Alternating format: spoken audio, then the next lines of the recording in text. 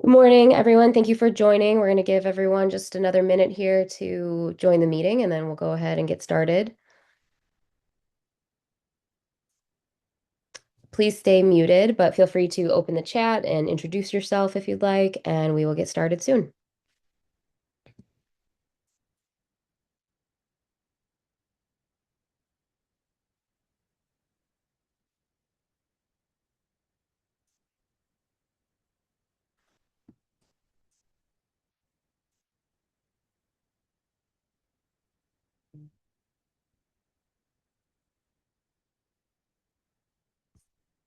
All right. Well, thank you everyone for joining. My name is Melissa Meyer. I'm the communications manager at the RTA.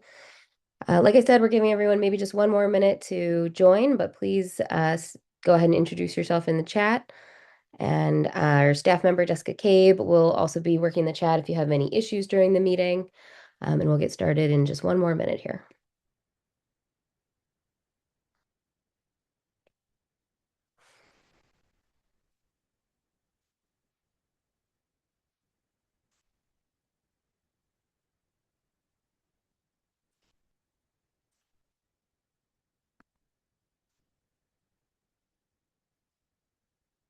All right, I'm going to go ahead and get started. If more people join us, that's totally fine. But as I said, I'm Melissa Meyer. I'm the communications manager here at the RTA. Thank you for joining us for the Transit is the Answer Coalition meeting this morning.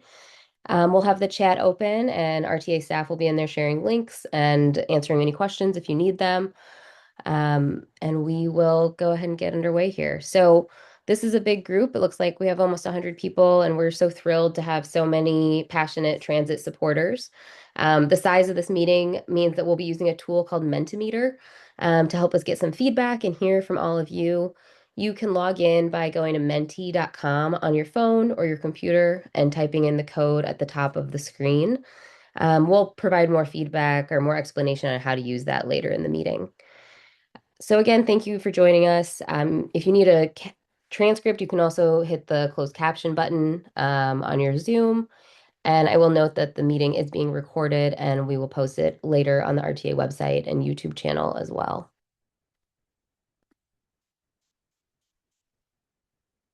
So this is the ninth meeting of the Transit is the Answer Coalition, and some of you have been engaged with us for years, and for some of you, this may be your first meeting. Either way, we're so glad that you're here.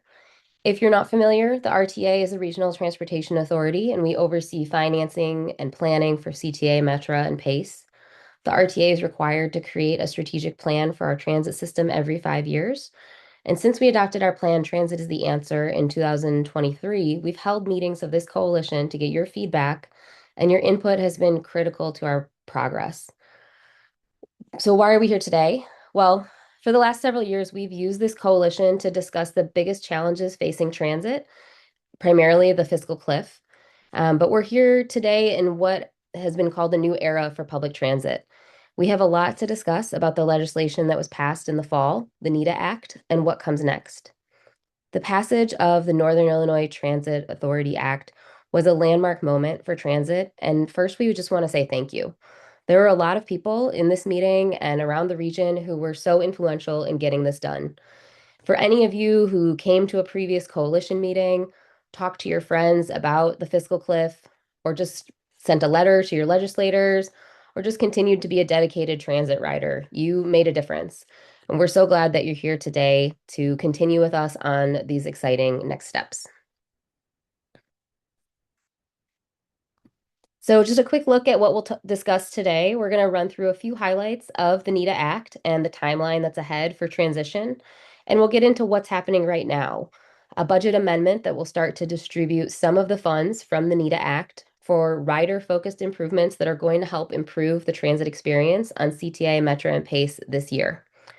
Through the meeting, we'll have opportunities for feedback. And so just a reminder that you can go to menti.com and use the code at the top of your screen to log in. If you're having any trouble with the Menti, you can also use the chat.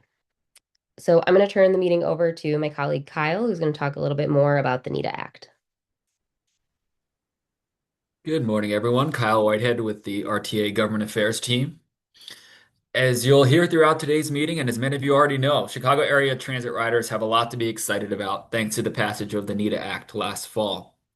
The act includes an estimated $1.2 billion in new annual operating funding for transit service and an additional estimated $180 million annually for capital projects, averting the region's transit fiscal cliff and allowing for service improvements and expansion starting this year.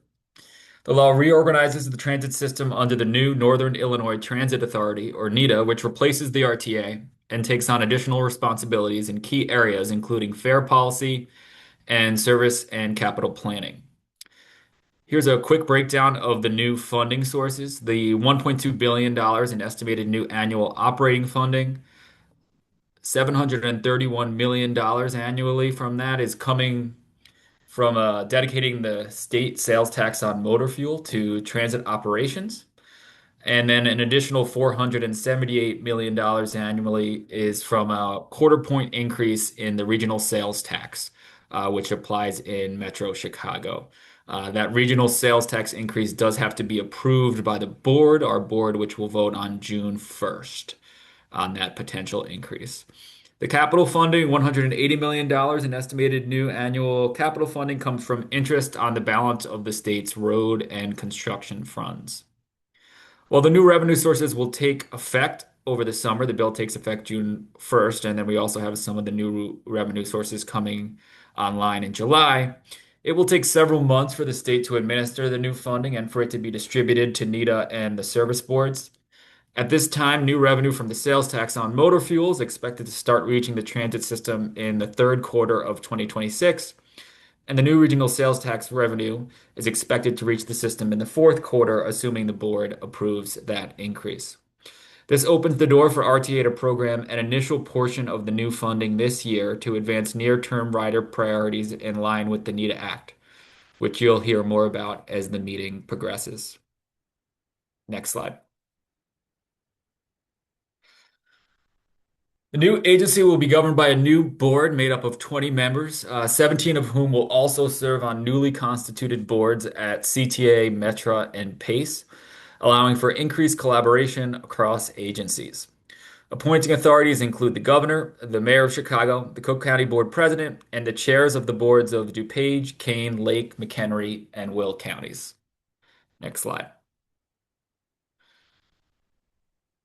When will this all happen? The NITA Act takes effect June 1st, and the RTA will be replaced by NITA at that time. This is also the day when the board will hold a special meeting to vote on the potential quarter point increase in the regional sales tax.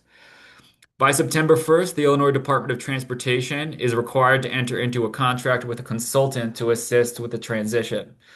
IDOT has already issued an RFP for this consultant and has said they intend to get the consultant on board as quickly as possible after the June 1st effective date.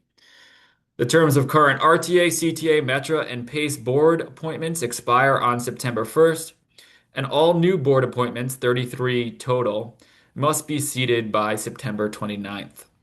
All the governor's appointees must be confirmed by the Illinois Senate, who will also confirm the NITA executive director to be chosen by the NITA board. There are many more reforms and deadlines included in the NITA Act, and for a complete review, you can check out RTA's full legislative summary, which is available on our website and we'll share shortly in the chat. For now, I will turn it over to PK to get into the focus of today's meeting, which is the proposed amendment to RTA's 2026 operating budget. Good morning. I'm Peter Kirsten, Division Manager with the Regional Planning Division at RTA.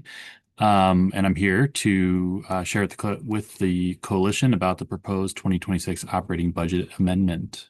Next slide, please. So there are two goals of this proposal. First is to fund key priorities identified in the NITA Act for early implementation. This will allow staff to begin planning and implementation of key milestones that are identified in the Act, some of which have approaching deadlines. Secondly, to provide flexibility by only allocating a portion of the total estimated available 2026 funds, leaving policy and budgetary decisions to the new NITA board. When the NITA board is fully seated later this year, there will be decision points for determining longer-term priorities. There could be a second 2026 amendment, and then as well the 2027 budget process. This is a new way of collaboration. And secondly, almost half of this amendment focuses on funding safety and security investments. Next slide. So the purpose of the presentation here is to brief the coalition on this proposal, which has taken shape and will be considered for adoption at next month's RTA board meeting. This slide reminds us that about 45% of the new 2026 revenue anticipated from the NITA Act was already allocated by the board upon adoption of the 2026 operating budget in December. This left almost $320 million for future allocation, part of which we are proposing to utilize in this proposed amendment to make near-term investments, producing meaningful impacts for riders as well as employees of the system. Next slide. The 2026 adopted budget already includes enhanced transit service from each of the service boards. Service additions are planned in every Collier County, suburban Cook, and the city of Chicago. For CTA, the focus is on continuing to expand the 20-route frequent bus network, as well as targeted route extensions and hours of service increases. For Metra, additional weekday runs on the BNSF, Milwaukee West, Metro Electric, NCS, and Rock Island are already planned, as well as additional weekend runs on the UP North, Rock Island, and UP Northwest. PACE is aiming to achieve significant headway increases on up to 12 routes serving areas across the 6 counties. Next slide. So before we go through the proposal, I want to remind coalition members that throughout the year or over the past several years, we've utilized the quarterly customer panel survey to better understand what riders are experiencing and what they want changed and improved. In Q4 of last year, the survey asked riders to divide 100 points between 5 objectives, representing how important each item is to them. So with 100 points total, how many do you give each category? The 5 categories in the question are seen on screen here. So the top single priority is public safety. Service improvement and service expansion combined, though, for about 40%. Historically, surveys consistently show that service improvement matters most to rider satisfaction. And then capital systems, 16%, and seamless and affordable fares at 14%. So the projects and initiatives proposed here reflect these rider priorities. Next slide. The benefits of the proposal are clear. This is about riders, operators, and frontline staff, and the communities that we serve. So each dollar in the proposal is tied to making the system work better, making it safer for riders and operators, and empowering communities to better support transit service. This is primarily an investment in staffing levels at the service boards and partner law enforcement agencies. The proposal will make the system safer for riders and operators. It will advance service enhancements, make fares more seamless, and expands affordability, improves customer experience through cleanliness upgrades and real-time information. And lastly, all administrative expense included in the proposal is items that are set up are there to set up NITA for success and meet specific deadlines in the Act. So in the next slides, we'll cover details in each area, including an itemized list with proposed expense by agency. We will also pause throughout the presentation to seek some feedback. Next slide. So keeping the transition to NITA kind of at top of mind, we've taken a new and methodical approach to this proposed amendment. This included fully involving the service board staff and even staff from the state in a deliberate and collaborative process to allocate the additional discretionary funding to best uses. This stands in contrast to the previous process for budget amendments, which relied on ad hoc requests and formula funding. So the specific recommendations come from 5 separate groups covering specific topic areas. These include public safety and security, transit service, rider information, fare policies and integration, and transit supportive land use planning. We've updated the progress of these groups to our board and the public generally. The goal of each group was to identify immediate actions and resources needed to make improvements that riders want to see while addressing NITA Act deadlines and again, setting up the new agency for early success. So this proposal and passage of this amendment would be the kind of the first big milestone in transition activities. Next slide. So again, in a moment, we'll get to specifics, but to summarize in total, the budget proposed amendment is 132.2 million. The graphic on left summarizes by topic area. So roughly just under 60 million of it is safety and security investments. 5.53.6 million goes to service enhancements. 10 million covers fare integration and affordability. 5.4 million for customer information, and 3.8 million for land use and planning around transit. On the right-hand side of the screen, you can see how that breaks down by agency, with just over 64 million going to CTA, 22 million and 8.5 million to Metra and PACE respectively, and then just under 38 million to RTA/NITA on June 1st, which a fair amount of the regional amount though does reflect public safety investments. Next slide. So the investments in public safety and security will increase human presence on transit. This is both in the form of law enforcement and non-police. The current proposals primarily focus on funding initiatives identified in the CTA's FTA safety plan, as well as other resources for Metra and PACE, coming both in the form of additional sworn officers from CPD, Metro Police Force, and Cook County Sheriffs, and added security staff for canine patrols and safe ride specialists who provide crisis intervention. Additionally, bus shields and body-worn cameras are included to ensure the safety of operators and conductors. There are some technology upgrades for safety software and an incident reporting app. And lastly, funding for a NITA task force and transit security office, which again is a requirement of the Act. The current funding request is limited to the immediate needs for 2026. A holistic transit safety and security strategy will be developed through the NITA Act starting this summer, and then in future years, we'll be able to determine more long-term initiatives on public safety on the transit system. Next slide. So this slide breaks these investments down by agency and line item. You can see, starting with CTA, the largest is an increase in the Chicago Police Department Voluntary Special Employment Program, or VSEP. The funding here could potentially increase headcount from the 99 officers today that are funded to up to 180 on the system. 10 million increases the canine patrols from 164 to up to 200. 2 million is dedicated for safe ride specialists, which is a crisis intervention group offering a visible trauma-informed presence to support riders. These teams focus on de-escalation, assisting individuals with mental health crises, substance abuse challenges, housing instability, and connecting them to social services. There's additionally a safety software item in here that is a part of the FTA mandate. For Metra, the top item is additional Metra police officers, 14 additional officers with 6 sergeants and captains. There's funding here for software and maintenance costs for body-worn cameras for conductors, and then staffing for late-night onboard security for the BNSF line. For PACE, the investment here is retrofitting 668 vehicles with enhanced shields for operators that are driving the buses on the PACE system. And then as well, there's funding here for Cook County and state police support for strategic deployments across the system. This includes at PACE locations across the 6 counties.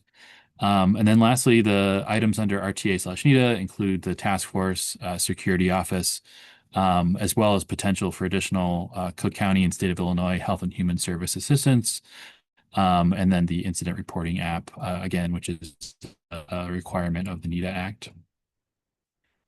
I think we're going to pause here to get some feedback by category. I'll turn it over to Melissa. Sure. So we'll have a couple questions on each topic. So again, you can log into the Menti on your phone or on your computer. The first one here is just kind of a statement that you can react to. You can also use the QR code on your screen right there. These investments will help me feel safer on transit, and let us know whether you agree, disagree, not sure, feel strongly. We'll give everybody another couple minutes, just another minute here to respond. Thanks for going over all those details, Peter. I know there's a lot there, so we've put some links in the chat that go into that as well. And looks like we have about a third of the meeting, maybe half the meeting on the mentee responding. Um, and looks like most people are saying that they do feel like these investments will help them feel safer on transit. But obviously, we know that all of these issues are very nuanced. So we wanted to make sure we give you all a chance to provide, some more feedback. So this question is just generally asking what feedback do you have on the safety improvements? And you should be able to type in a response that would pop up on the screen, but let me know if anybody is having trouble doing that.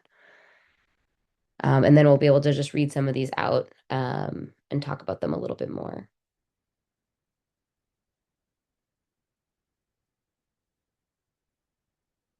Are people able to type stuff in? There we go. Um, so again, the question was, what feedback do you have on the safety improvements? And we're seeing some answers coming in. More public safety funding, identifying tangible benefits when you're on a bus or a train that doesn't have an officer. That's true, that it's a very large system. Possibility of having an officer on every single bus at all times is unlikely. Good to see the crisis intervention pilot. Other people saying fewer canine units, more transit ambassadors. Someone said the more the merrier. Someone said canines are expensive, asking if drug smuggling is a big issue. Someone else, I feel like this is politically necessary, but hoping for more focus on service provision. Service is definitely the next topic we're going to get into here. How has RTA determined which safety improvements are most cost effective? For example, money spent on canine versus Chicago police. Um, Investments in non-police transit ambassadors will be really useful. A lot of really good feedback. No armed officers, please. I would not feel comfortable with armed officers on public transit. Need transit ambassadors instead of increased police presence. As a woman who travels late, this is great. More help is needed late night on CTA. Some more questions here. Why are safety investments receiving higher funding than service improvements? When expanded and new service collectively had more support. A lot of questions about effectiveness. Melissa, if I could chime in on one piece Sure, here. definitely. Do just want to help frame kind of what we're sharing here is um, the budget amendment. So this is increased funding, but a number of these initiatives across the spectrum on safety, on service, on all the categories here are already funded in the current 2026 budget. So CTA in particular has a number of initiatives, including Safe Ride Ambassadors, anti-smoking missions, existing support for people experiencing homelessness that is already in their 2026 budget. We can happy to follow up with more details or point you to where you can see that information in budget documents. But did just want to frame that what we're showing here, both in terms of safety and in service, are additive to existing things that are already budgeted. So doing more with what we already have, and then as well, being responsive to both the NITA Act as well as in the case of CTA, some of the things are specific to the FTA mandate and safety plan that they've had to put in place. But this is just a portion of everything that is being funded in 2026. Yeah, definitely. Some other great ideas here. Have a youth board for advice. Would like a higher percentage of funds to go to service. Someone else said a key challenge will be learning how a safety improvement that's viewed as helpful by one individual may be viewed as a threat or a concern by someone else. Okay. So this is all really good feedback, and this is exactly why we want to hear from all of you. As Peter said, this is just for the 2026 budget amendment. We're going to continue having these conversations um, in the future as the full funding from NITA, the NITA Act comes online, and as we start to discuss the 2027 budget. And that's why our next question here is about what more would you like to see in this area from NITA? in 2027 and beyond as we're thinking about the transition and getting past this year. There will be a lot more opportunity to continue having these conversations in the future. And on the topic of public safety, I guess what else would you like to see from NITA in the future?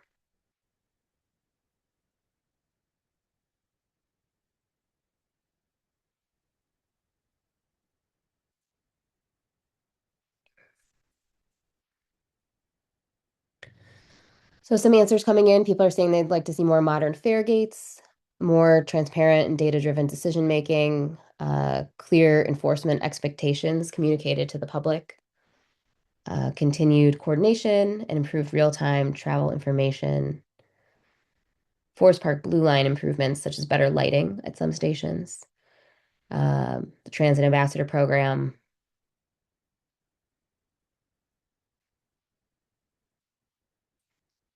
more public bathrooms at transit stations, an investment in cleanliness and perception of safety as well as rider comfort.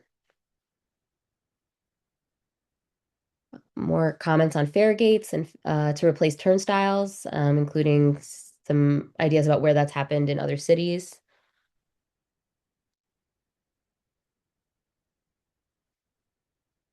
Better process for cleaning stations.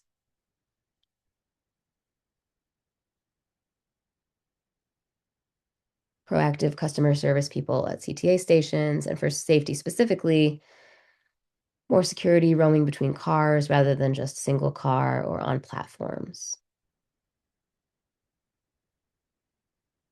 Increasing non-law enforcement presence, including crisis intervention, and a better process for cleanliness. Safe and clean service at night, anti-fare evasion gates.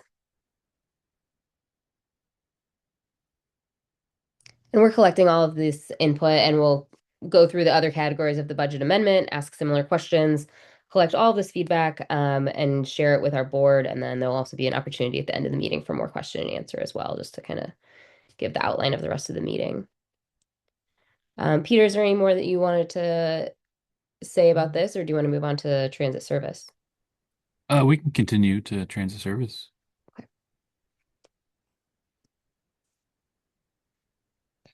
Okay. So service expansion and enhancement in this amendment includes staffing and headcount increases to add more service to the network, as well as improvements to service reliability. So in the service category, we're also including facilities and cleanliness upgrades, again, driven by rider feedback. This includes refresh and renew for additional stations, additional staffing to increase the level of midline and coach cleaning already budgeted in 2026. Go ahead to the next slide. So again, showing the details by service board and line item. CTA is proposing to make significant investments to help speed up slow zone mitigation on CTA rail, as well as maintenance upgrades for rail cars that are two big causes of service disruptions for CTA rail. There's funds in here to expand ABLE, the Automated Bus Lane Enforcement Program. There is funding here for a bus service reliability tool, as well as expansion of the BPZ or bus priority zones. That's a partnership with CDOT. And then as well, improving schedule reliability on the 35 bus routes that are most plagued by reliability issues.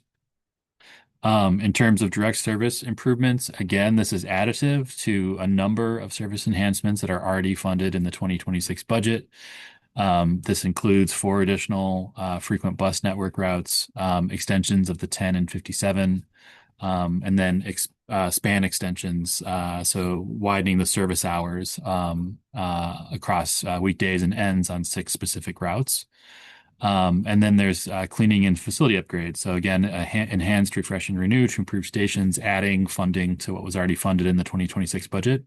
And then expanding a pilot for midline cleaning on red and blue lines. Again, this was a pilot that was in 2026. This is putting additional funding to expand the reach of the program. If you go to the next slide, you can see service continued for Metra and Pace. So in the case of Metra, this is funding to achieve the Rock Island Regional Rail Pilot, staffing, as well as training and rental space. This is a NITA Act requirement. There's also administrative expenses with the Union Pacific Railroad to achieve some of the service enhancement that is already budgeted in 2026. And then similarly to CTA, expanding an enhanced coach cleaning program. So additional staffing, bringing on more people to be able to expand the reach and impact of that program. For PACE, the big investment here is actually garage staffing at all PACE facilities. There are a number of places throughout our region that do not have weekend service in the PACE network. PACE is hoping to make those service investments in this year and already has programmed funding to achieve some of that in 2026. This is about getting the frontline staff in place to make that a reality across the system. Melissa, back to you. I think we're going to pause here again to get some feedback on this. Sure. So we have another question up here, or another statement up here that you can agree or disagree with of these investments will help improve transit frequency and reliability. I think while Peter was talking, it's also important to remember that a lot of new funding that's coming from the NITA Act is already being programmed to the service boards for service specifically to kind of plug the budget holes that would have made up the fiscal cliff that we had been discussing. And that's why the transit agencies are able to get through 2026 with no service cuts, no fare increases, all those kind of worst case scenarios we were talking about. So that is kind of already baked in. And then what we're talking about today is an additional budget amendment on top of that with some more investments in service and safety and these other topics. Looks like a lot of people are saying they do feel like this will improve transit frequency and reliability, which is what we're hoping for. And we can go ahead to the next slide so we can get a little bit more feedback on what you think of these service investments more specifically. Like we said, I know there's a lot of detail there, but looking to hear kind of what you think of what you've heard just now from Peter.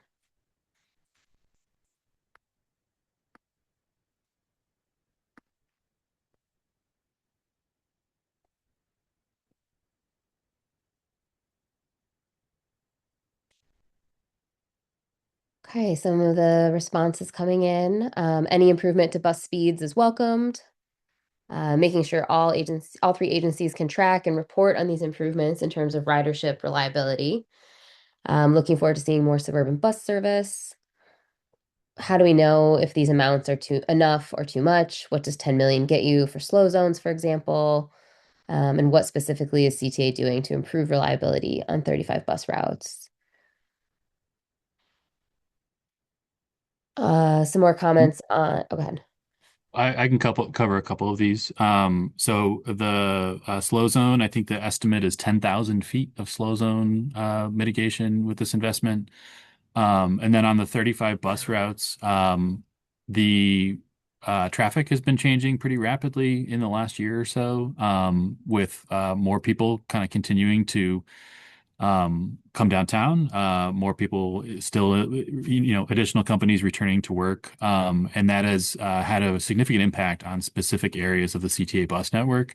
So this is the kind of the 35 routes that are most affected by it. And this would be scheduling work to better address kind of traffic impacts and make these routes more reliable. Thanks for that clarification. Some more comments from people that they would like to see more enforcement of bus-only lanes. I believe that was in there, correct, Peter? Improving, Correct. go ahead. Yeah, expansion of the ABLE program is adding additional cameras onto buses for enforcement of what's been a relatively small but successful pilot so far with just some routes downtown.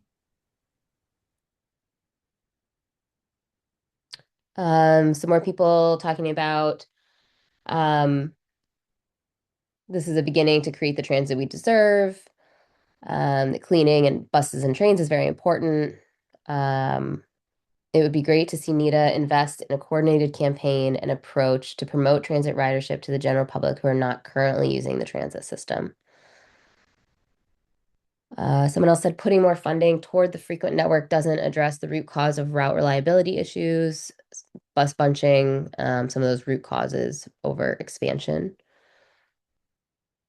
Other people talked about wanting to see better service coordination between CTA and PACE, um, bus services, and especially in areas where they may overlap.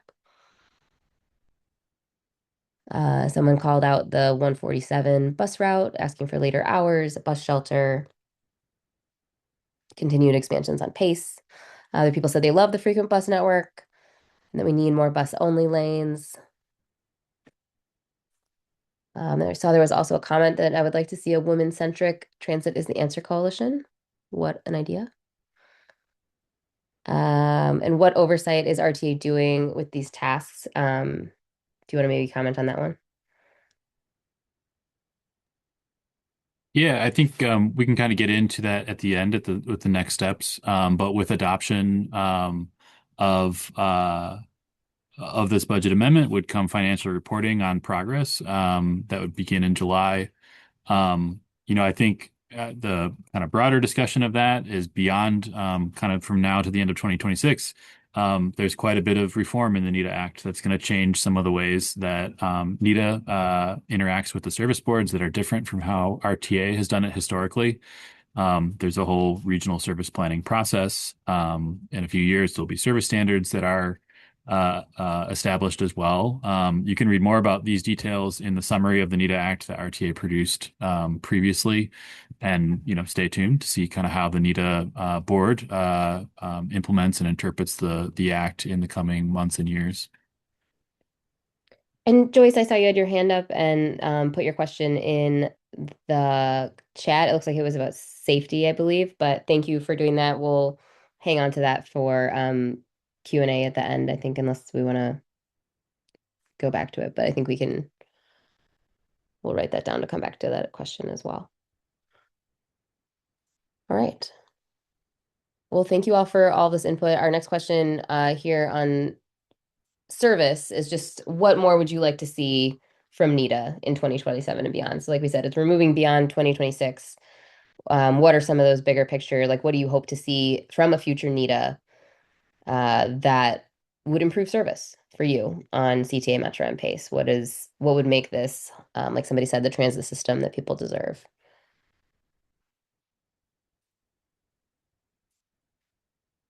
Somebody said better PACE and Metro service planning. Improve middle management techniques to adjust service in real time, scale up the Metro Electric and improve some of those stations. More frequency, unified bus network planning. Another tip for frequency, coordination with CDOT on faster implementation of better streets for buses and bus priority zones. Fare integration, service alert integration. I would like to see NITA integrate bike share into the regional transit system. The current divvy model is too fragmented and the pricing model is costly. More weekend and evening service, more rider engagement, more service in the suburbs, more service in the collar counties. A lot of people talking about frequency. Frequency is key. I think when we've talked about this, and as we say, frequency is freedom, right? That you don't have to check a schedule. If there's just another bus or train coming very soon, you don't have to be as worried about those connections, right? Because there'll be another one. Fast and reliable Metro, safe and clean CTA, coordinated and frequent pace. I love that.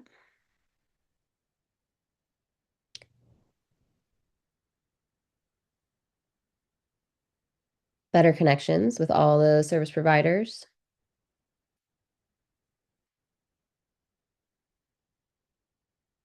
Better wayfinding signage, no drop trips. Continued focus on slow zones. More pressure on CDOT to allow implementation of bus lanes. Faster express service, BRT or bus rapid transit. I know we've talked about that before with this coalition.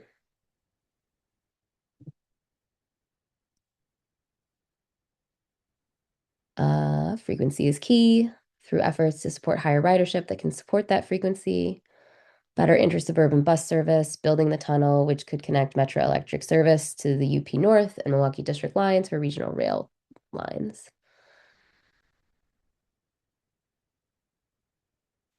Anything else, Peter, that you want to say about any of these or? Lots of great ideas. Appreciate the feedback. There will be lots for Nita to follow up on here. All right, let's go on to the next topic, which gets into some of these on rider information. So for rider information, the project list will fast track improvements to the customer experience with improved interagency real-time information at stations and stops, language and accessibility improvements. These are improvements that largely were identified in a travel information planning study that we completed last year with the service boards.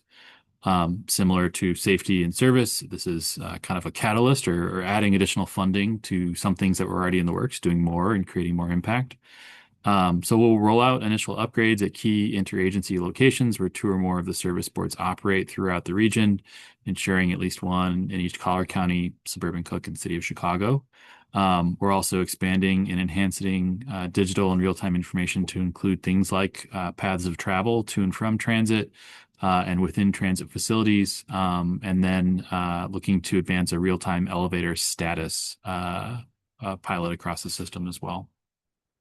You go to the next slide, you can see these itemized individually. So here, all of the funding is being given to RTA NITA to implement, but in all cases, these will be partnerships or even led by service boards. So full-scale signage modernization pilot, again, this is across 10 interagency locations, representing the whole six-county region. There's funding here to kick off a language access plan, which is a NITA deadline. We have to do that kind of first thing in January of next year.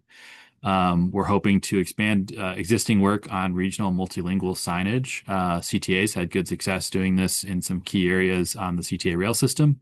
We think we can do more with additional funding.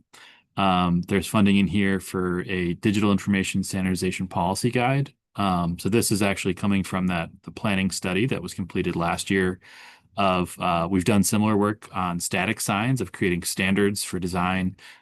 This is the same concept, but for digital information. That is kind of the first step to unlock better coordination of customer information, disruptions, things like that on the system. There's funding in here to do a GTFS pathways development. So this is GTFS is kind of the underlying transit data that your phone uses or Google or whatever app you're using to tell you when the train is coming, how to make your connections. Kind of a missing link here is the access and egress to transit. So GTFS pathways is kind of a mapping system that tells riders how to get to their train or bus, what they have to do to navigate the transfer. Our system has some challenging transfers where you might take a train into downtown and then have to walk a few blocks to catch a bus. This is designed to address that, make it more accessible. There's also expanded digital modernization to bus stops, real-time elevator status for CTA, PACE, and metro facilities. CTA is kind of the lead on that one and will be the beginning of it. And then expanded regional translation services to make sure we're translating websites, documents as well as possible. So in total, it's 5.4 million in rider information investments. And just a quick question here on if you feel like these investments will make transit easier to understand and ride.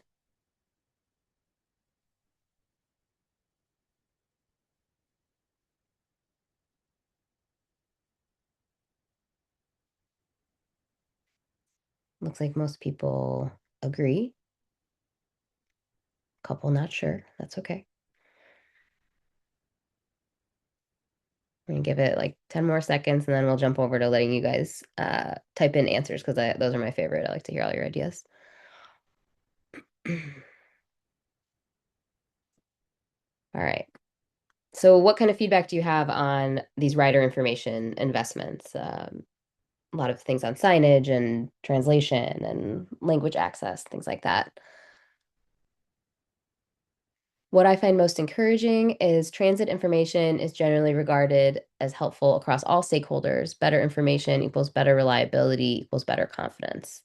Definitely true. GTFS Pathways is a fantastic addition. Would love to see the amount increased. A one-stop shop for customer information is needed. More clear suggestions on transfers at certain locations. Digital signage is almost obsolete given that most people get information from their phones. Improved pace bus tracking. In my experience, it seems to be less accurate than CTA bus tracking. Other comments about centralizing signage, better elevator and escalator notifications are sorely needed, so glad to see that in there. Terminology standards to complement signage standards. Things like peak, express, frequent, late night. These should all mean the same thing across agencies. That's a really great point, and I think everyone on this call is definitely a passionate transit rider and kind of speaks the language of transit. If you know all those terms and you're spending your morning with us talking about this, but we know there's so many people who are new to the system that might not know what those things mean. Better reliability of Pace Transit app information, and needing to combine the bus and train trackers at transfer stations. Real-time information is solid. It needs to be available to people who don't rely on a smartphone. Someone said, I love the digital signage at rail stations and bus stops. Not everyone has cell phones. There's many riders who cannot afford one.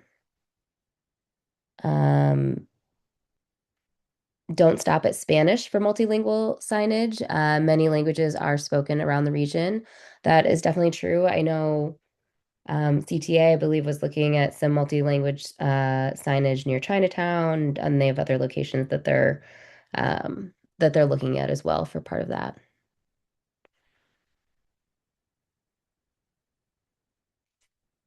Love the online investments, but also love to see physical maps across the region at stations and bus stops.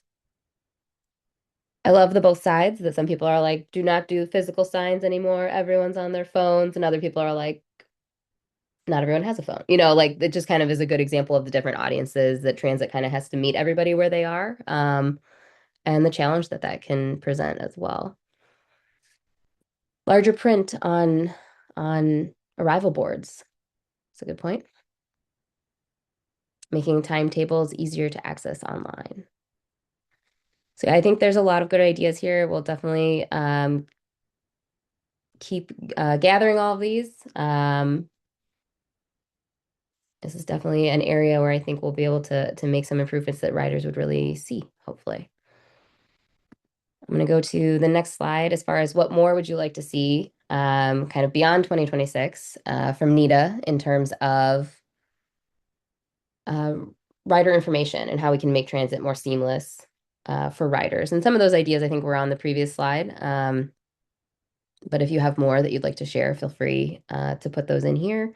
Kind of the longer term investments that would make the system easier to understand.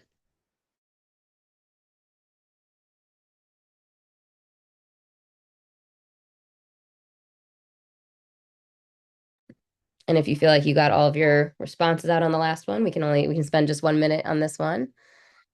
Prove to us that you care about regional connections between agencies. There's definitely some of those big transfer points. Renaming of metro lines into something better to understand. Ensure all train platforms have screens for tracking. Schedules at all bus stops would be amazing. Meaningfully improve wayfinding and standardize signage across the agency. Consider a transportation demand management role, not just providing information about what's existing, but campaigns to encourage transit use and other sustainable modes. Promotion, not just information. Unified signage and wayfinding. Improve information so people can navigate between Ogilvy, Union, Millennium, the bus stations, definitely the downtown transit stations. And have Metro, CTA, and Pace announce each other's services in the announcements on the trains and buses. I know that was actually, I heard that discussed in a meeting about this budget amendment. So that may be one of the things in the works, right, Peter? Yep, a couple of these things are not directly funded in this proposal, but things that we're actively trying to work on right now. Mm-hmm. More of the digital signage that we're starting to see. Digital trip planner with all services available, including fares. Find a way to explain to riders how flag stops work on pace. Many don't know that some routes are flexible like that. That's a good point. Metra needs to improve their communication, for new or casual riders, track assignments, things like that. These are all good points. And bus stop location signage in the downtown terminals. So these are all great ideas. I'm going to jump to the next topic, which is fares. Two more topics here. Appreciate all of the time and feedback you all are providing. So for the fares category, the proposal includes expansion of the access pilot to include CTA and PACE. So we've shared with the coalition previously, we've talked about it to our board, but for a number of years now, there's been a pilot on Metra that offers an income-based reduced fare. This is through a partnership with Cook County. Basically, if you are a person that lives in the 6 counties and currently receives SNAP benefits, you are automatically eligible to be part of the Access Pilot. So we have the infrastructure in place to roll out that expansion to include CTA and PACE.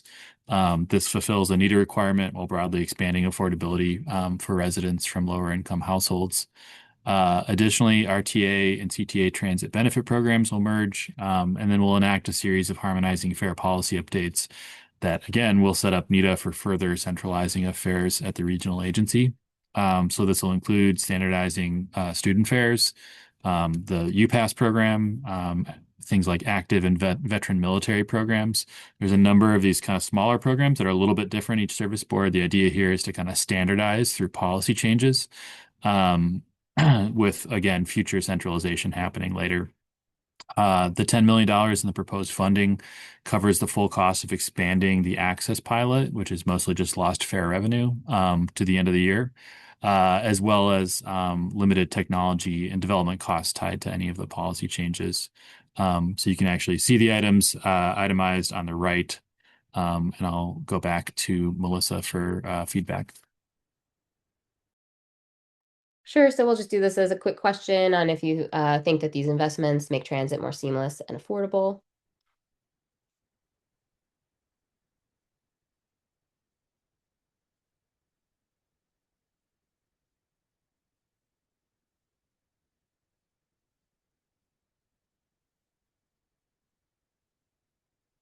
I'm going to just give it one more minute and then we can jump to the open response question.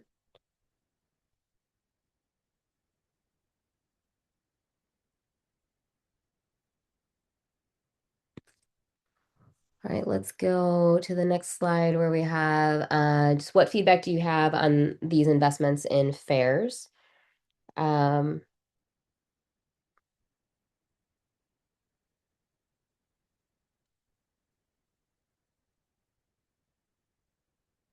so excited about the expansion of access. Thank you. We are also excited about that. I think when it was launched as a pilot, it was discussed that if additional funding was available, it would be something we'd be interested in expanding. And so I think we're glad that we're able to move toward that. Love fare integration. Fare capping needs to be number one priority. Where's fare capping? It's in the legislation. Peter, do you want to talk about that a little bit as more of a longer term thing rather than this timeline? Yeah, so fair capping is in the legislation. It's a requirement. It is a policy that will be achieved relatively soon in our region. There are some technology upgrades of the Ventra system that have to kind of happen before that's going to be possible with our existing technology. But that will happen. I'm confident that NITA will meet that deadline in the NITA Act, and that fair capping will be a reality in the region. Again, everything we're discussing today is about things we're trying to advance between now and the end of the year. So fair capping is a little more into the future, but not too far on the horizon.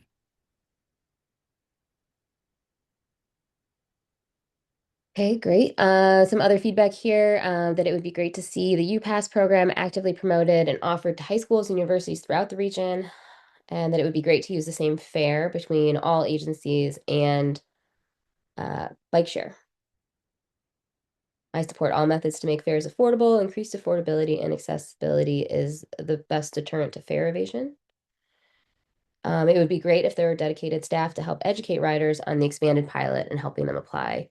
Definitely once if this is approved by our board and once it's able for CTA and Metro riders to apply to the Access program, we'll all definitely be doing some promotion to help get the word out, make sure that people know that that is available. Um, how about lower rates for new transit riders to get them to try? The day pass is a winner, promote it more. It's great to hear. Access expansion is a worthwhile investment. Does the focus on SNAP enrollment exclude some low-income riders? How many? Is there something else we can do to expand access further? Yeah, I can chime in on that one. This is something that we are considering currently. SNAP is an income-based, widely available, and really well subscribed and well used program. But there are changes coming to it based on federal policy that may impact people in our state. So we are looking at if there are other programs that have an income based element to it that could be used to grant eligibility into access. So great comment and something that we're continuing to look at and try to figure out the best way to proceed. More love for the day pass. A question on if the different types of fares will be better coordinated as far as children, students, military. Yes, that's definitely part of this. We did a study last year, kind of looking at all the different fare programs that are offered through the region, and I think that'll be some good groundwork for looking at how to better coordinate those. Better marketing of the day pass. My friends don't know about it. Tell your friends.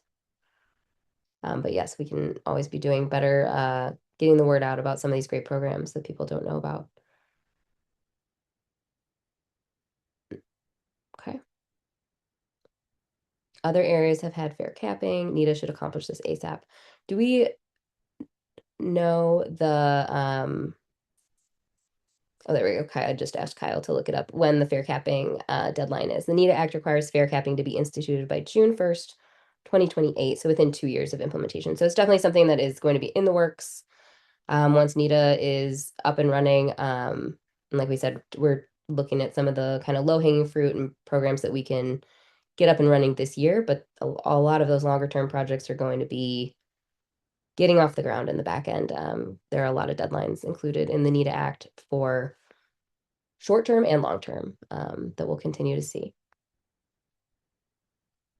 And any more that we want to see in beyond 2027, I think we got a lot of that. Fair capping is kind of the beyond, right? Um, but if there are other things that people want to share that they'd love to see in the area of fares for 2027, we'll give this just 1 minute and then jump to our last topic. We usually reserve the last 30 minutes of these meetings for Q&A in case people have to leave, but we do appreciate you spending all this time with us, and we have just one more topic of investment to talk about. So fare policy and rates should be centrally set by NITA, not the service boards, and seamless and easy full fare integration across all agencies. Fare integration is definitely one of those topics that is in the NITA Act and has a longer deadline. Not something that we will see this year, but there are deadlines and things that will be getting moving on that as well. I can just chime in on a couple. Fair policy will be centrally set by NITA, not the service board. So that's actually very directly prescribed in the act. And then in terms of fair integration, there is a piece in the act about creating a universal fair product. I will remind folks, CTA and PACE are fully integrated. You tap on a CTA bus the same as a PACE. Their different pass products are integrated. We've made progress with adding Metra to UPass for UIC. We're hoping to expand that to additional institutions. We're hoping to expand UPass to include PACE. So we're making progress here. Fares are also not increasing. That's in the NITA Act that they cannot increase for the first year. I think if you stack up our pricing against other regions, our fares are quite affordable. And if you look at the whole scope of mobility, transit remains the most efficient and affordable way to get around. So again, the things here in the proposal are additive to kind of the full scope of integration and affordability that we've achieved across fares. Obviously, there's more to do. Fare capping is a really exciting thing that's going to be here soon. But again, just the proposal here is focused on new things we're trying to achieve. What more can we do between now and the end of the year and into 2027? All right, well, we're going to grab all this feedback and go to our last topic, which is transit supportive land use. Last topic area, land use. So proposed expense will increase funding to the existing community planning grant program to fast track the People Over Parking Act implementation. This will help more communities begin planning and development work to do things like transit-oriented development studies, zoning updates, and developer panels. Um, so just for some background information, RTA has these grant programs in place where we offer funding to communities to do planning work. The People Over Parking Act is a specific element here that changes kind of some of the requirements that communities have for how they can plan and develop land around transit. So again, the idea here is to do more with the existing program and help communities make progress faster on things like transit-oriented development work. Similarly, the proposal includes additional funding for the Access to Transit grant program, which is a program that RTA has done for a number of years that offers funding for transit supportive infrastructure investments around stations and stops. So this are small scale projects that advance accessibility improvements throughout the region, things like sidewalks, curb cuts, crossings, and signals. And then lastly, an equitable transit-oriented development study for the new Green Line station to be built. This Green Line station is actually a requirement of the NITA Act, and this would be a study to figure out the best way to equitably develop the land around that new station. Melissa, over to you for feedback. Yes, I think we'll just do one question on this one. Just what feedback do you have on these land use improvements?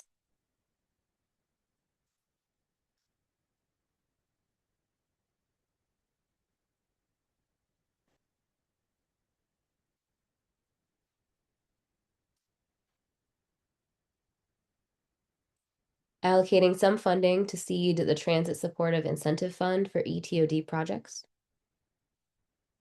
This program has the potential to be transformative. Smart land use supports transit. Anything to move the needle this way is welcomed.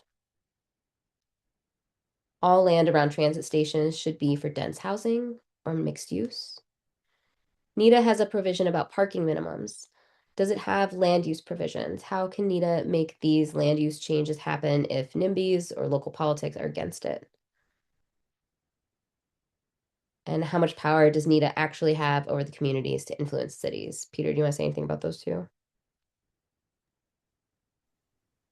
Um, I would just stress that, this is a challenging process. The NITA Act kind of changes some things in terms of parking minimums around transit. But, particularly in the suburban environment, municipalities are still where a lot of development and planning decisions are made. In the same way that RTA is a resource for communities to help communities do this kind of planning through our grant programs. I imagine NITA will have a similar role with some of that changing. Some of the bigger changes in the NITA Act are granting the ability of the agency itself to do joint development work around stations. Um, so I feel like we could do a whole coalition meeting just on on this topic because there's a lot in there Yeah. where there's new opportunity here. But again, this is going to be about partnering with municipalities throughout the region, something that RTA has historically done well, and I think NITA will do in the future. Obviously, with some changes to exactly kind of what the roles are, but it will continue to be about partnerships. Yeah, we've definitely learned the last few years that we can't do any of this alone. And so we'll need you all to keep talking to your local municipalities and we will keep talking to them as well. Somebody said carrots and sticks only allow service to go to places that actually change zoning to support transit. I don't know if it'll be that strict, but removing parking minimums within transit served locations in NITA is excellent and a fantastic step in the right direction. tie new housing development to better transit service, giving existing residents a reason to support it. Glad to see resources being made to improve land use near existing transit. Please also address how to retrofit or develop new transit supportive land uses and how new services can be provided there. No more allowing transit agencies to build big parking lots around stations and TCs. Direct funding of land use and transit integration projects sounds great. That NITA can self-fund implementation will help communities get a jump on modernizing their transit station areas. Yeah, there's definitely a lot in this topic, and it's something that we think about a lot. I'm gonna jump ahead though, so we can get to more of your feedback on all of these things and how you can continue to give us feedback. So thank you so much for going through those 5 topic areas with us. At this point, we are in a public comment phase for the budget amendment itself.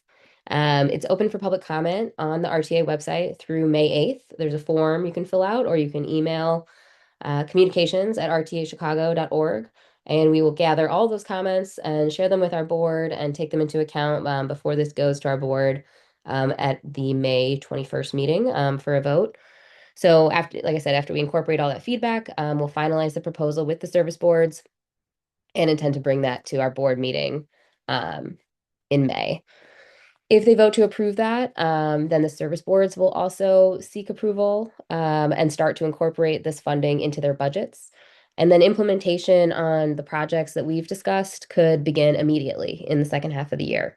And the RTA and NITA after June 1st would be doing financial reporting and oversight on the amended budget starting in July. So we're moving fairly quickly. So please make sure you continue to give us all of your feedback through the public comment form by June 8th. And just one more time before anybody jumps off, I just want to say thank you again. This may be not the last meeting, but the last meeting of the Transit is the Answer Coalition in its current format as RTA is continuing to transition to NITA. I think there will absolutely still be a need for this group and a need for this coalition.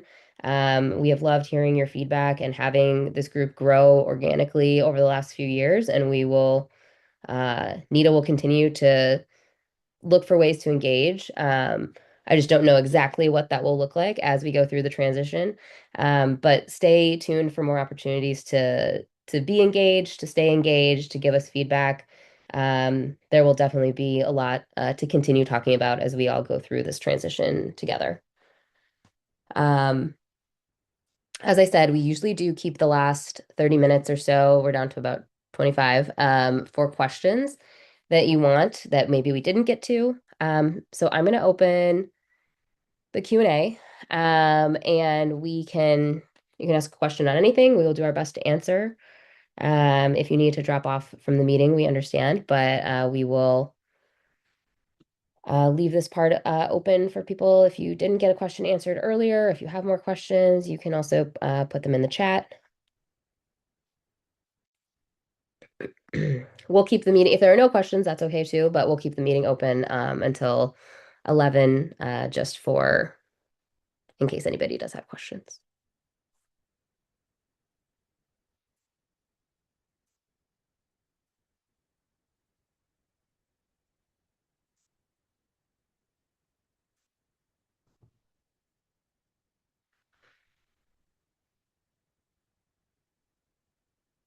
Okay, we have one question so far here.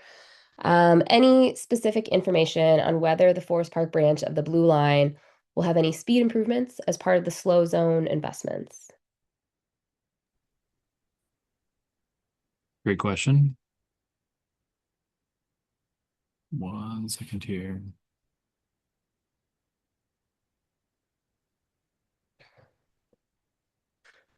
The if the person can provide follow-up, we can get back to them on it.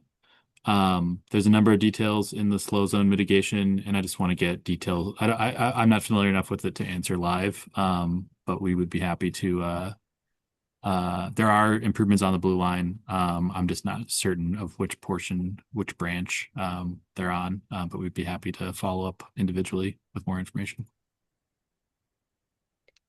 In terms of some questions in the chat, I see there's some questions about how to reach out as far as doing business with NITA. I think somebody shared our doing business procurement portal. If you have more questions on that, uh, there was a link shared in the chat as far as how to get involved for any particular opportunities. Someone also asked if there are any plans to administer sensitivity training to staff on trains uh, to better assist those with disabilities. Um, That's a great question that we'll pass along to. I know we have a mobility team that works with our ADA certification and works with our passengers with disabilities, and we'll definitely pass that comment along. See a couple more questions coming in.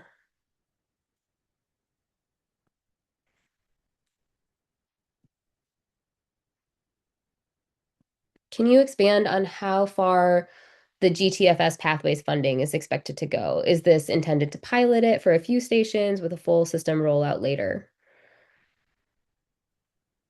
The dollar amount that's in the proposed budget would not cover the full system. We know that this is to get kind of an amount to get it started. We're hoping to do that in 2026. GTF Pathways is two things. It's one, relatively new. There are not a lot of places across the US that have done this.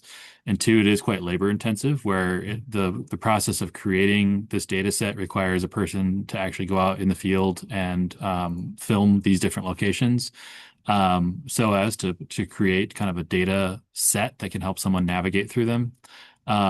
We have, well over 300 stations across Metra and CTA. That doesn't even account for the thousands of bus stops and other facilities that are kind of key transfer points. So we absolutely anticipate that this will be not the beginning, not the only investment in this program, but it is an amount to get it started. And I can share more as the project develops. Just if you could repeat how we're thinking about the slow zones, dollar amount per foot of slow zone. I think somebody wanted those numbers a little more. Um, the the numbers that I'm providing there are based in what the information that CTA provided as part of the amendment process. So, I can seek more information on behalf of that, but we do have it as addressing 10,000 feet of rail slow zone on projects that cover the green line, red line, blue line, and yellow line. But again, this is additive to work that's happening both in the capital budget as well as maintenance work. We would hope in the coming year and beyond to be able to provide kind of a more holistic approach to slow zone mitigation. This is the first step in that process by adding new funding in 2026. Um, The RTA's working groups have a lot of overlap with specific areas of IDOT's upcoming NITA consultant study as far as service planning, fare integration. How do we avoid duplicating efforts? The goal of the working groups is about 2026, and programming new funds, a portion of the new funding this year, setting NITA up for success, being complementary to the work that the transition consultant will do. Um, we completely agree that these topics are going to be well covered by a number of folks, and we don't want to be redundant or duplicative unnecessarily. So that's why everything is so focused on kind of the immediate investment. What can we do between now and the end of the year as NITA is coming to be, as the transition consultant work will begin later in the year. There's a question in the chat about service improvements on the North Central service, and the funding for the Rock Island District Regional Rail Service, how that would be used. I see one of our planners commented that much of the funding for the Rock Island is going to be directed to hiring and training additional crews to support additional service. I know we talk a lot about Metra and how they share many of their tracks with the freight lines, and so increasing service is always kind of this push and pull with the freight services. But yeah, the staffing is what a lot of the funding is going toward in that area to get more crews, train them a little bit more quickly, and be able to get more service on the Rock Island. Yeah, we kind of did mention this at the introduction. I just remind folks again that in terms of the operating budget, the dominant expense category, almost all of the dollars in the operating budget are paying workers that operate the system. That's the people driving trains, the conductors checking tickets, all of the maintenance, safety crews. All of these jobs are what power transit, and the vast majority of these investments in this amendment, which is entirely operating funds, are about hiring more people to bring on more staff and do more to offer more service to the region. And that's certainly true with the Rock Island Regional Rail example, true with the safety investments in partnering with law enforcement agencies, true in the PACE doing adding garage staff to be able to unlock weekend service throughout the region as well. It's really all of these investments are about people that operate our system. Another question, public safety is tied to funding. Could we focus on public safety funding and accessibility? Mentioned earlier that we need elevators and escalators in all CTA train stations. Um, yeah, I mean, I think we talk about this a lot, right? That a lot of these issues all intersect with each other. And so hopefully as we start to see some improvements in one area, we start to see them in another. But I don't know, Peter, if you have anything specific on this one. Yeah, so I would remind folks that CTA has the ASAP plan, All Stations Accessible program or plan. A lot of the improvements and investments that are needed to achieve a fully accessible system are capital investments. So it's the infrastructure that supports the station, the infrastructure within the station. The what we're talking about here is operations funding. So there are kind of different buckets of these things. Certainly, though, the comment, I think, everybody from RTA certainly agrees. I think the service board, CTA, Metro, and PACE would all agree that achieving a fully accessible system is a goal shared by all. A huge challenge in that is also obviously the infrastructure that people use to get to and from transit. We talked about the Access to Transit program that the RTA funds these small scale infrastructure projects for. We don't own most or any of the sidewalks that you use to get on and off the bus, but they're oftentimes a component of creating a fully accessible system. So accessibility is a huge area. It includes both capital and operations. But certainly, I anticipate this is an area we can make progress as NITA in the future. There's a question in the chat about will the current RTA staff remain independent or be blended into NITA administration? Maybe Rob can say something about this, but I know the act itself prescribes some changes to the governance and the board. I don't know, Rob, if you want to jump in on the. Yeah. I mean, I think generally it's going to be left to the NITA board and its naming of leadership of the agency and then the decisions that agency makes on staffing. And so I think under any scenario, there's going to be some holdover with key staff, but obviously leadership will make decisions on all staffing and potential vacancies. But we have a system to administer and run, and the system will continue to remain um, consistent as the transition continues. But the intention is that that new board will make those decisions on staffing.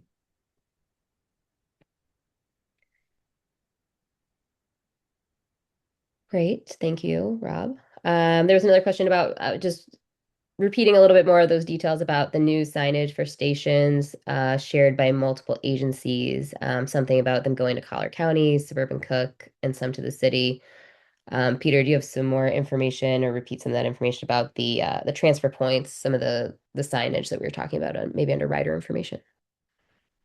Yeah, so interagency locations, again, areas where two or more of the service boards operate have long been a focus of the static sign, so printed signs. RTA's had a program in place for a number of years and has implemented this across the region in the city, suburban Cook and the Collier counties as well. So it's kind of applying that same model, but to digital information. So starting with kind of 10 key locations, spreading it throughout the region. But it's a similar idea of we should offer kind of a consistent, in the same way that we've achieved a consistent wayfinding environment at these interagency locations, we want a consistent digital customer environment as well. So a single sign that shows you not just when the metro train is arriving, but when your connecting pu Pace bus is arriving or departing from the station. Um, it's exciting. This is something that I think we've been kind of long overdue for, and Metro's made a lot of progress with more real-time signage across their system, and the next step is integrating Pace into their locations. CTA doing the same at CTA locations that are served by others as well in the city and suburban Cook.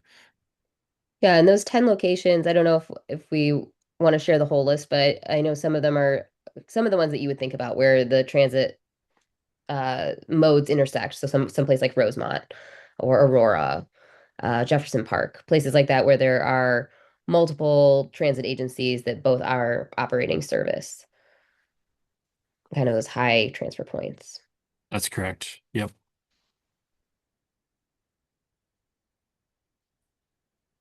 I am seeing Jeff from CTA is providing some great detail on slow zones regarding the Forest Park branch. I appreciate the added detail, Jeff. Yeah, It's in the chat though, if folks want to see more on that as well. yeah, thank you for that.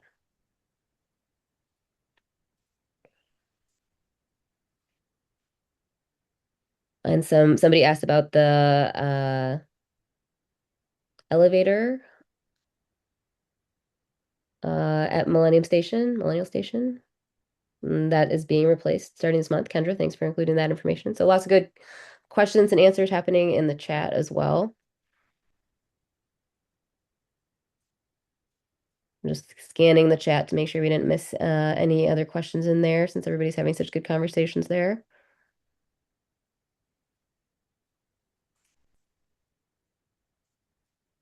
Feel free to repeat a question in there if you think we missed it earlier in the meeting.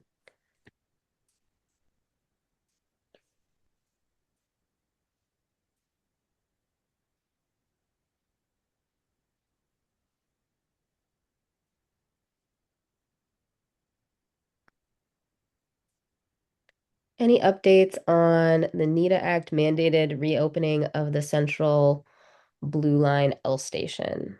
There are some deadlines for that in the act, correct? That is correct, yeah. Um, and we do not have information included as part of this proposal. That is a CTA L station, rail station. We can try to find more details on it, but I don't have more at this time to offer.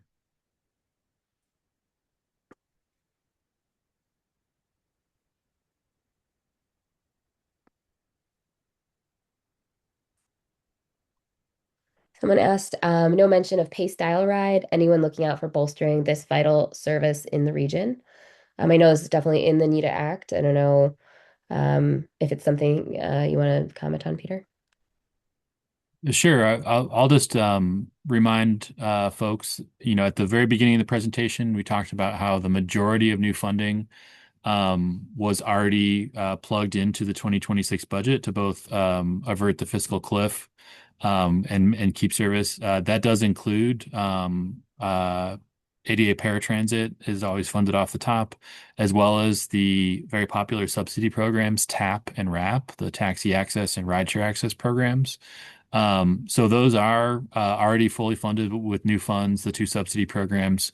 Um, Previous to the NITA Act passage, there was a grave concern about our ability to continue the subsidy programs that are really critical for riders. But those are fully funded. The NITA Act also prescribes some specific actions around dial-a-ride. There's a regional dial-a-ride study. So this is not necessarily ADA paratransit, but all of the kind of community transport, dial-a-ride, demand response services. Some is operated by PACE, some is part of PACE services, some are county or township programs. But there is a provision in the NITA Act to do a study to look at how we can better coordinate across county and municipal systems. So that will be undertaken as part of implementing the NITA Act. It's not included in this proposal, but is something that the agency will take on right away. Again, also something that we've been working on as the RTA for a number of years, and quite a few of the county systems have kind of consolidated smaller programs to be more centralized and easier for customers to use. So again, an area we've made progress on in the last several years, an area that with more funding with the NITA Act, I think there's potential to kind of continue that work and even speed up some of the progress. Thanks, Peter. I saw a comment in the chat from Jackie Grimshaw that Metro needs to provide Metro electric signage on Michigan Avenue for stations other than Millennium Station. We'll pass that along to the writer information group.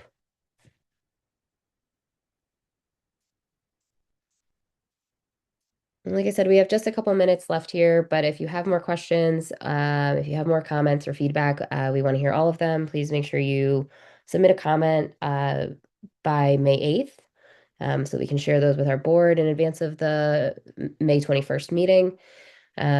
We are capturing all the feedback from today's meeting, from the Mentimeter, from the chat, from everything. We will put together a summary and share all this feedback with our board as well. So um, we just put the link in the chat one more time for how to provide public comment, and that you can also email us at communications@rtachicago.org. And a last thank you for everybody for taking the time to join us and listen through all these details. We know it was a pretty in-depth presentation going line by line in the budget there. We don't always get into that level of detail on the annual budget. But we know these are projects that are focused on riders. They're really important for everyone to see how we're going to be spending this new money. And we're glad that so many people are so engaged. So um, thank you all for joining us. Like I said, I'll leave the meeting open for another couple minutes and close it out here at 11, but just wanted to say thank you again.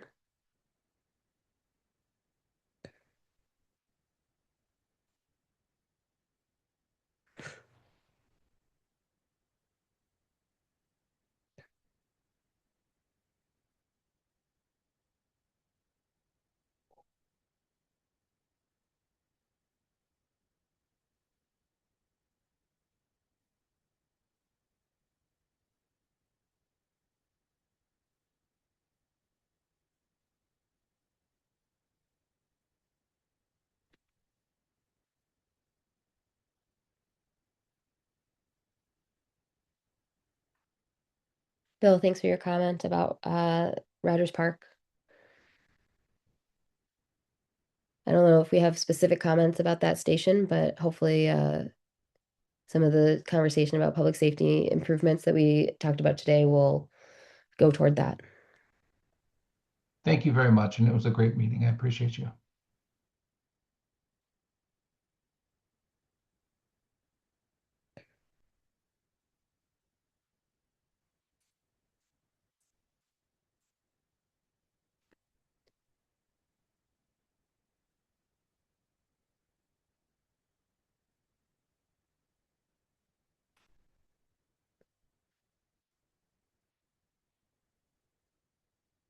All right, we're going to go ahead and close out. Thank you again, everyone, for the time and feedback. We really appreciate all of you and hope everyone has a great rest of their week.